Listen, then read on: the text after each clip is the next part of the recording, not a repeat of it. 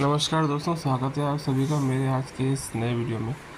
दोस्तों, आज की एक कहानी जो है मैं आपको सुना रहा हूँ, ये उन लोगों के लिए है जो बेसिकली ये कहते हैं कि मैं इस चीज़ के बिना नहीं रह सकता।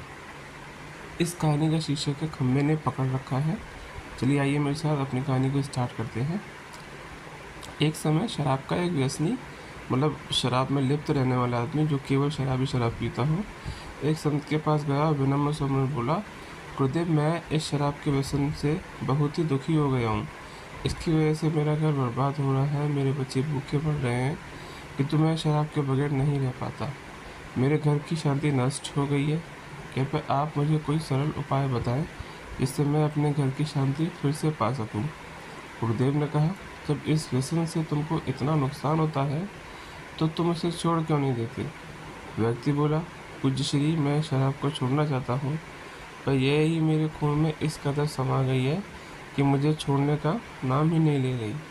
गुरुदेव ने हंसकर कहा, कल तुम फिर आना, मैं तुम्हें बता दूंगा शराब कैसे छोड़नी है।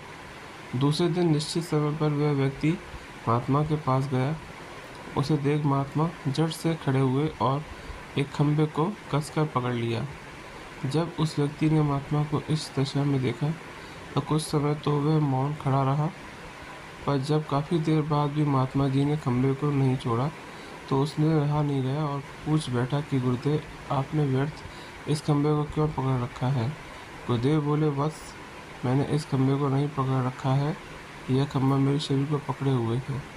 मैं चाहता हूँ कि यह मुझे छोड़ दे, किंतु यह तो मुझे छोड़ ही नहीं रहा। उस व्यक्ति को अचंभा हुआ। वह बोला, गुरुदेव, मैं शराब जरूर पीता हूँ मगर मुक्त नहीं हूँ।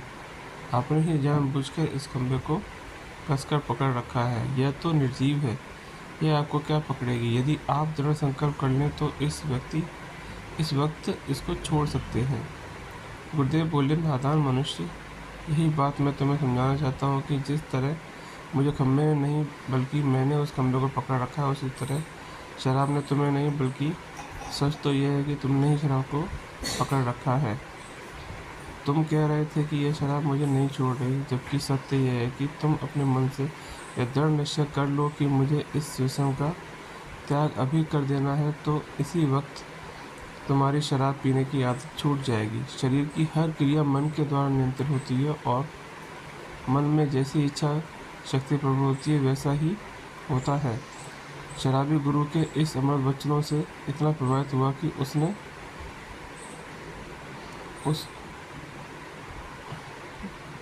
उसी समय ऐसा दृढ़ संकल्प लिया।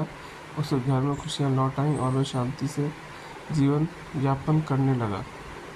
इस तरह हमें शिक्षा मिलती है कि जीवन में कोई भी व्यसन ऐसा नहीं है जिसे एक बार ग्रहण किया जाने के बाद छोड़ा ना जा सके। अगर मनुष्य चाहे तो बड़ी से बड़ी बुराई का त्याग कर सकता है।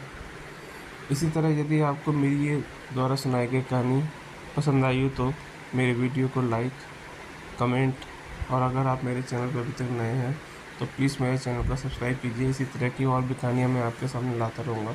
आप सभी लोगों का बहुत बहुत धन्यवाद।